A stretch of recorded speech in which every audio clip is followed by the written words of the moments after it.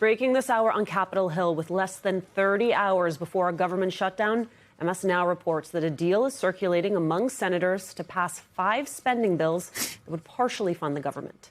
A separate 2-week stopgap bill would also be included to temporarily fund the Department of Homeland Security, DHS, while senators negotiate a broader deal that would include new restrictions on ICE. Joining us now is Democratic Senator Richard Blumenthal of Connecticut. He serves on the Homeland Security Committee. Senator, thank you for being with us. Maybe you can tell us at this hour, where do negotiations stand? We do understand that this agreement, if there is one, would still need to pass the House. That could be difficult for some conservatives. The House is also not currently in session. Is the government going to partially shut down tomorrow? There is a deal, so far as we know, Simone, and there may be a vote on it in the Senate as early as tonight. It would give us an opportunity to impose real restraints and reform on the Department of Homeland Security and, in particular, ICE, but would avoid a government shutdown. And the House can pass this measure before midnight tomorrow and avoid that government shutdown, but still enable us to take strong, meaningful, enduring legislative action, not relying on Trump executive orders. No talk. We want action. And we fought down, as a matter of fact, the amount of time that we would have to arrive at these reforms from a longer time to just 2 weeks. Senator, the reality in this moment is driven as much by the politics of a potential yet another government shutdown, but also by the realities of the killing of 2 American citizens in Minnesota, the aggressive foreign policy of this president with respect to Venezuela. And all of these things have narratively worked against the administration. But more importantly, it's worked narratively against your fellow Republicans in the Senate, who are worried about their particular positions, yes, but also their reelection, those who are up this year. I would say that there's probably a brood, I like to call them a little brood, of Republican senators who are ready to make this deal. Word this evening is that seems to have been taking shape. Senator Thune is saying, well, I got to get in front of all of my members, but, we're doing the stroke. Are you confident Republicans are going to be in play in a way in which they're going to have the votes that you're talking about counted on and counted for tonight or tomorrow whenever it happens? Never confident about anything in the United States Congress, but I am hopeful. Fair point. Because they're hearing the same anger and outrage from the country that I am hearing, and frankly, that I feel. And rather than making this issue about a government shutdown, about failing to pay military families or making air passengers safe, we're taking off the table the government shutdown. And we're going to, frankly, force real reform. And it has to be a lot more than putting lipstick on a pig, to borrow your very colorful analogy. It has to be real, lasting, enduring legislative reform that applies the same standards and practices that constrain any local or state police. When I was Attorney General of the state of Connecticut for 20 years, there was a right of action against state or local police. They had to wear identification. They couldn't wear masks. They had to wear body cameras.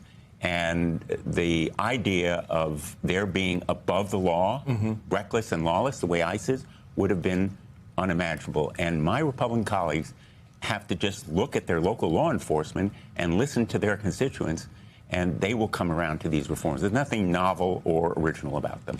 Senator, part of those reforms is reckoning with the leadership that has put these policies in place. Earlier today, Leader Jeffries was talking about Stephen Miller. I want you to take a listen to what he had to say. Stephen Miller is the architect of Donald Trump's toxic immigration policies. He's a stone-cold liar. He's a bigot. He's a hateful individual. He's a malignant, unelected interloper. He needs to go as well. Will you fund DHS if Noem and Miller are still in place? I'm going to work to remove them because these violations of rights come from the top. You know, the secret memo that I revealed last week, done by the acting director of ICE, shows that these violations of rights, the physical assaults, the knocking down doors in homes and smashing into homes, arresting and detaining people without judicial warrants, these policies come from the top, from Noem, from others like Steve Miller, and I will not vote for another penny of funding for DHS unless there is meaningful institutional reform, practices and policies that restrain this agency in a meaningful way. It's more than just one person, although I agree with everything that Leader Jeffries has just said about Steve Miller. Removing Steve Miller fails to remove Donald Trump. And we need to recognize that as long as there are other people around him who would advocate the same lawlessness, these policies will continue. And, you know, we're going to continue to spotlight these issues. Next Tuesday, I will have a hearing that involves the relatives of Renee Good. They will come to the Capitol along with other victims of shooting. These kinds of violations of rights, the physical assaults, the brutality, are not limited to Minneapolis. They span the country. So then what do those meaningful reforms look like, Senator? Because I think Americans listening to you would say, we agree. But one, what are they? And two, how do you enforce them? Because I hear you saying to Alicia's question that you agree with Jeffries that Miller and Noem have to go. You yourself have called for Kristi Noem to resign and step down.